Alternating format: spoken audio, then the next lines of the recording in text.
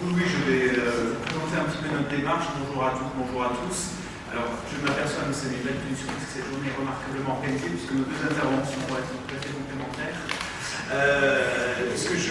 Après toutes ces bonnes pratiques et ces réalisations probantes, je vais vous parler également de certaines choses très concrètes que nous faisons, mais aussi vous présenter beaucoup plus la démarche et la façon dont nous incitons nos acheteurs à déployer un certain nombre d'actions. Et je vais me faire complètement l'écho de M. le directeur adjoint de la DISIC en introduction, qui insistait beaucoup sur l'aspect motivation. Alors, l'achat responsable à la sécurité sociale, qu'est-ce que c'est? Tout d'abord, moi j'interviens au titre de l'UCANS, l'Union des caisses nationales de sécurité sociale, qui est un organisme qui mutualise, si vous voulez, un certain nombre de démarches et qui pilote un certain nombre de démarches transverses à la sécurité sociale française, et dont la démarche institutionnelle de développement durable. Donc il s'agit plus d'une démarche d'impulsion, de pilotage, mais nous intervenons aussi, j'en dirai quelques mots, à titre également d'opérateur d'achat, puisque nous sommes centrales d'achat au bénéfice des caisses. Alors très rapidement, le développement durable à la sécurité sociale, alors, ce n'est pas devant des opérateurs de l'État que je vais beaucoup insister sur la nécessité des organismes tertiaires de services publics que nous sommes de nous engager dans une démarche de développement durable, mais simplement pour vous rappeler que la sécurité sociale, c'est 160 000 salariés, c'est 10 000 véhicules, c'est presque 6 millions de mètres carrés répartis sur plus de 4 000 sites, qui achètent entre 1,5 milliard et 2 milliards de toute nature de travaux, services, fournitures pour fonctionner chaque année, pour distribuer à peu près l'équivalent d'une fois et demie le budget de l'État chaque année. Tout cela étant organisé par le biais d'un réseau pour le seul régime général de presque 500 organismes, présents pour la plupart encore dans un cadre départemental. C'est vous dire qu'en termes de responsabilité sur les différents niveaux du développement durable et en termes d'ancrage territorial, nous avons un certain nombre d'actions dont évidemment nous ne pouvons pas nous dispenser, et cela depuis quelques années, puisque nous sommes engagés dans une démarche institutionnelle cohérente de développement durable depuis 2007. Alors, j'ai été très sensible à l'introduction du directeur adjoint de la DISIC, je le disais, parce qu'il parlait de motivation. Notre réseau, à la différence, je pense, d'un certain nombre d'organisations que vous présentez aujourd'hui, et à la différence notamment des administrations centrales, est un réseau très dense, extrêmement décentralisé, par le biais de caisses qui sont des personnes juridiques autonomes. Donc, nous n'avons pas une approche qui serait une approche décrétée par le haut. Nous faisons le relais, évidemment, des politiques publiques qui sont complètement appropriées par les caisses, qui elles-mêmes sont tenues par les objectifs de service public, bien évidemment. Mais sur la démarche de développement durable, et c'est peut-être notre originalité, et c'est peut-être cette expérience que nous pouvons très modestement vous faire partager, qui est celle de comment on arrive à allumer cette démarche de développement durable et singulièrement d'achat responsable dans un domaine où, ma foi, sur ce sujet-là, nous ne pouvons pas imposer grand-chose. Nous ne pouvons pas imposer grand-chose et nous avons pourtant, je crois, de très bons résultats. Alors, très rapidement, deux volets. Comment nous sommes organisés, comment nous animons la démarche, et puis quelque chose sur lequel nous sommes beaucoup attachés, et c'est aussi en exergue de la journée, c'est la problématique de la professionnalisation de la fonction achat responsable dont je voudrais vous parler. Tout d'abord, comment nous sommes organisés et comment nous portons cette démarche et comment nous motivons nos acheteurs et nos décideurs sur ce sujet-là. Notre démarche d'achat responsable, elle se situe dans le cadre global de la démarche développement durable. Je crois que c'est important, en tout état de cause, ça a marché chez nous, de resituer cela dans la démarche globale de responsabilité de nos organismes.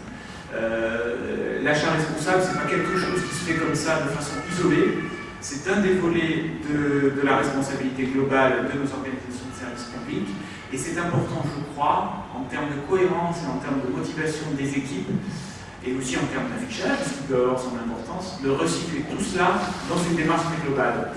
Nous avons fait le choix de pratiquer par le biais d'un plan cadre, nous appelons ça un plan cadre de développement durable, institutionnel. Alors plan cadre, pourquoi? Parce que nous coiffons un très grand nombre d'organismes qui eux-mêmes peuvent choisir à l'intérieur de ce plan cadre de mettre la focale plus sur tel ou tel sujet. Et également plus ou moins reliés par leur propre caisse nationale, puisque chaque caisse est coiffée par une caisse nationale qui elle-même a un certain nombre de pouvoirs, mais je ne rentre pas trop dans le détail, sauf si bien sûr vous le souhaitez. Ce plan cadre, nous avons aujourd'hui un plan cadre 2011-2014. Nous sommes en train de tirer le bilan de la première année d'application de ce plan cadre. Nous avons un certain nombre d'objectifs, 16 objectifs de résultats, une cinquantaine d'objectifs totaux, dont un certain nombre d'indicateurs de suivi, qui ne sont pas forcément des indicateurs de résultats, un petit peu à l'instar de la stratégie nationale de développement durable, qui procédait par indicateurs de premier et de second niveau. Nous avons choisi d'insister sur les indicateurs que nous avons appelés indicateurs de résultats, qui concernent évidemment l'achat responsable. Sur l'achat responsable, nous n'y sommes pas allés de main morte. Et nous avons pris comme objectif phare à l'horizon 2014 d'avoir 50% de nos marchés qui comportent soit une clause sociale, soit une clause environnementale. Alors je vous dirai où nous en sommes encore assez loin, mais ma foi, comme on dit, il faut avoir des objectifs ambitieux et motivants. Pour continuer un petit peu sur le pilotage, notre plan cadre de développement durable a été élaboré de façon extrêmement participative. Je passerai rapidement parce que là j'enfoncerai un petit peu des portes ouvertes. En revanche, je souhaiterais insister un petit peu sur le fait qu'il a été présenté aussi à nos organisations syndicales. Et aujourd'hui, nous parlons beaucoup de clause sociale, de recours à l'insertion, de recours au secteur du handicap. Je crois qu'il est extrêmement important, lorsque nous mettons en place ce type de démarche, et de faire dialoguer les acheteurs et les RH en interne, et de présenter cette affaire-là, et de mouiller, entre guillemets, et c'est absolument pas péjoratif dans mon langage, les organisations syndicales dans le cadre des instances du dialogue social. Ce qui n'est pas toujours facile. Je me suis prêté à l'exercice l'année dernière. On n'est pas toujours forcément vu avec un a priori favorable, parce que ce type de démarche est une démarche unilatérale de l'employeur. Il n'empêche que je crois que nous avons tout à gagner à associer, dans le cadre des instances du dialogue social, les organisations syndicales, si vous souhaitez. Nous pourrons y revenir. Ce plan cadre, donc, présente différents pavés de responsabilité. Nous ne l'avons pas innové, nous sommes largement inspirés de l'ISO 26000, avec donc un pavé, si j'ose dire, sur la responsabilité économique, à égale importance avec la responsabilité sociale et la responsabilité environnementale. Ce plan cadre est décliné très classiquement par un comité de pilotage qui est trimestriel. Nous avons un comité de pilotage annuel où nous rendons compte de nos performances et de nos résultats à notre tutelle ministérielle. C'est un moment qui n'est des fois pas facile parce qu'y compris on aborde des vrais sujets et lorsque notre tutelle n'est pas d'accord avec nous, par exemple en souhaitant nous imposer des objectifs de réduction de flotte automobile alors que nous pensons que ce sont des sujets qui seraient peut-être vus dans d'autres cadres que le développement durable, nous argumentons sur des choses extrêmement concrètes et les choses ne sont pas toujours consensuelles. Et c'est là aussi qu'on arrive à fédérer, je dirais, en interne. Tout ça pour arriver à quel résultat? Là, il y a un résultat que nous avons plaisir à dire, parce qu'il est plutôt flatteur pour nous, mais nous restons modestes parce qu'on a encore beaucoup à progresser, et notamment quand j'entends tous les résultats et les succès qui sont faits par exemple au Musée du Louvre, je suis très impressionné. En termes global, je dirais macroéconomiques, nous sommes aujourd'hui à presque 14% de nos marchés qui comportent une clause sociale et à peu près 40% qui comportent une clause environnementale. Ce qui est plutôt flatteur par rapport aux résultats des administrations centrales et des collectivités territoriales. Ceci dit, nous restons modestes. Je suis persuadé que l'État sous-déclare et que les collectivités sous-déclarent encore plus. Elles font des choses tout à fait remarquables, notamment dans la clause sociale, dont nous nous inspirons à l'occasion. Comment nous entretenons la flamme? Là aussi, je vais passer très vite parce que je prends enfoncer des portes ouvertes. Nous essayons de motiver énormément les troupes par le biais de rencontres régionales où nous nous déplaçons en région. Grâce au service des achats de l'État, nous avons mis nos acheteurs en relation avec les responsables d'achat au sein de chaque préfecture. Nous les avons mis en relation avec chaque facilitateur. Je suis toujours assez stupéfait de voir que le réseau des facilitateurs, qui est un trésor gratuit, ça existe encore. à disposition des acheteurs publics soient encore parfois aussi peu connus. Nous faisons des prix qui récompensent chaque caisse exemplaire chaque année. Nous faisons un grand colloque annuel que nous appelons le rendez-vous durable. Nous faisons une lettre des achats responsables, qui est une lettre de veille juridique que nous éditons une fois tous les 2 mois. Sur chaque pavée du plan cadre, nous avons un certain nombre d'outils qui sont en ligne sur le site internet de Lucans. Tout ça est en libre accès, tout ça est également à votre disposition. Vous pouvez reprendre, cliquer, diffuser. Nous n'avons ni les copyrights ni les logiques propriétaires. Donc si cela vous paraît adapté à vos propres structures, vous pouvez largement reprendre tout ça et vous en inspirer. Alors, maintenant je voudrais assez rapidement, rassurez-vous, vous parler de quelque chose qui est extrêmement consubstantiel à la façon dont nous animons la démarche et dont nous essayons de motiver les gens là-dessus, et dont nous entretenons cette flamme qui nous permet, je crois, d'avoir des résultats assez encourageants dans le monde public français. Que se passe-t-il? Je vais être un petit peu provocateur, mais peut-être pour alimenter le débat. Que se passe-t-il pour les organismes qui n'insèrent pas des clauses sociales dans leur marché, et que se passe-t-il lorsque nous n'atteignons pas les objectifs? Eh bien, il ne se passe rien. Et je vais être encore un peu plus provocateur, je suis convaincu que c'est pour ça que ça marche. C'est peut-être une particularité de chez nous, mais je ne suis pas très convaincu de cela.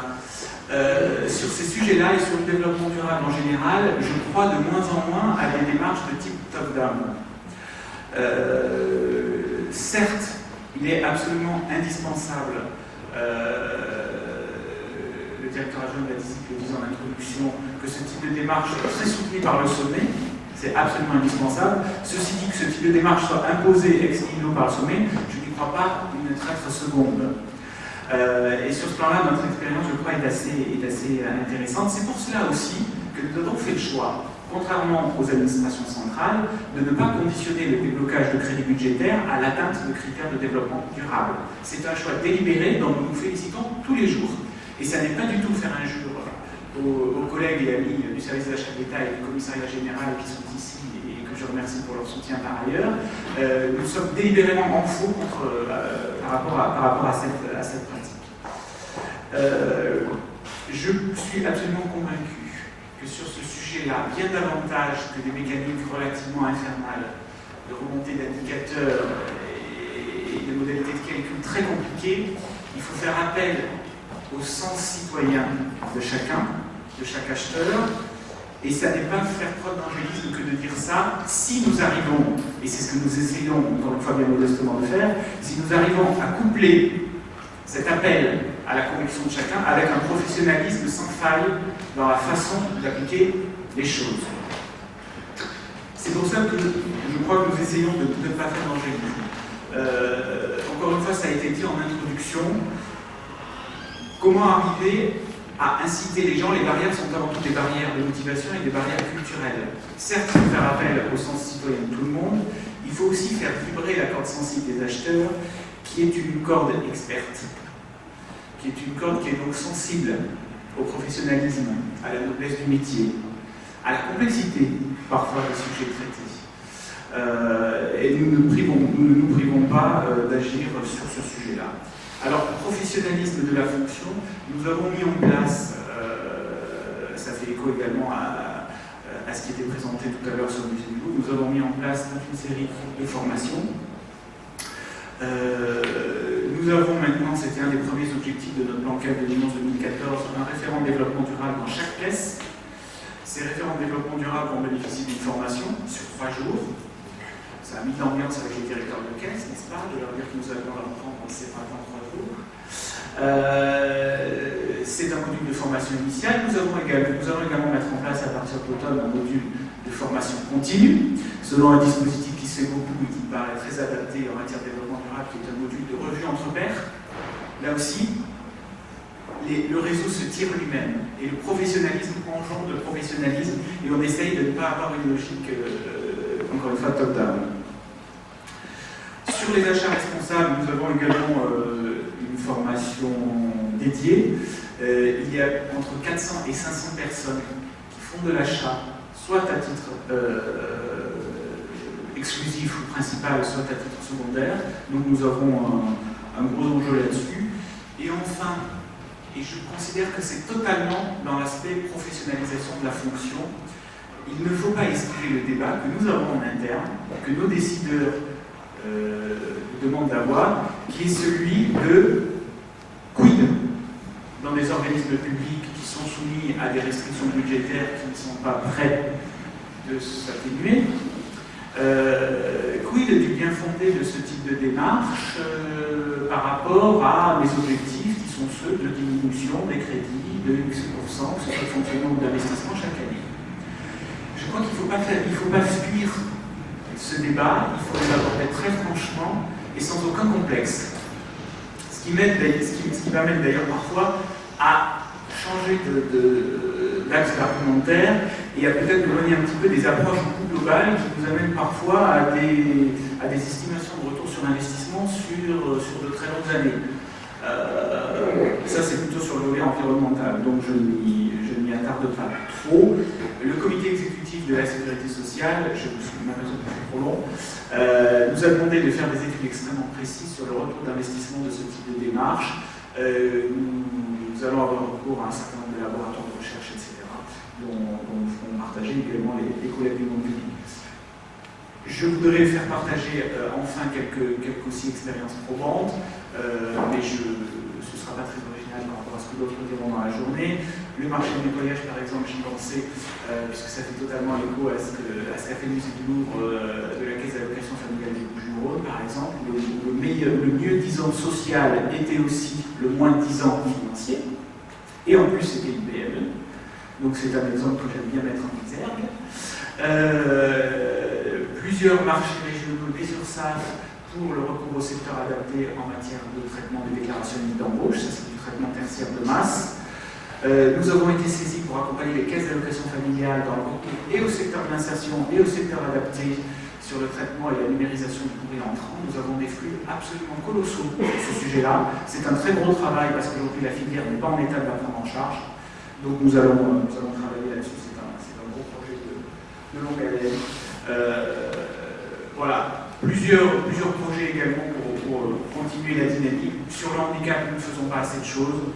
Nous avons une démarche de diagnostic conseil qui va valider l'ensemble des organismes sur ce sujet-là. Je ne vais pas revenir non plus en introduction, ça a été dit, sur le volet informatique. Les directions de systèmes d'information sont parmi les dernières citadelles qu'il nous faut conquérir. Donc là aussi, nous tâcherons d'avoir une approche adaptée. Et travail sur les indicateurs. Là aussi, il faut absolument rechercher des indicateurs de finalité. Je suis toujours très surpris et stupéfait et agréablement de voir que, y compris dans une toute petite structure comme Lucant, parce que nous sommes une structure légère de 200 personnes sur 7000 m², nous avons eu l'année dernière un petit marché de réaménagement de locaux. La clause d'insertion, nous l'avons fait. Il y a quelqu'un qui a réussi à avoir le pied remis à l'étrier de l'emploi grâce à ça. Là, tout d'un coup, en termes de professionnalisme et de sens de l'action, pour l'acheteur, ça prend un relief tout à fait différent et il faut y compris arriver à faire glisser ça dans le discours de nos décideurs sur, par exemple, le début de l'année ou la présentation des rapports d'activité. Voilà, je suis désolé, j'ai été un petit peu long, j'aurais plein d'autres choses à vous dire, mais place au débat.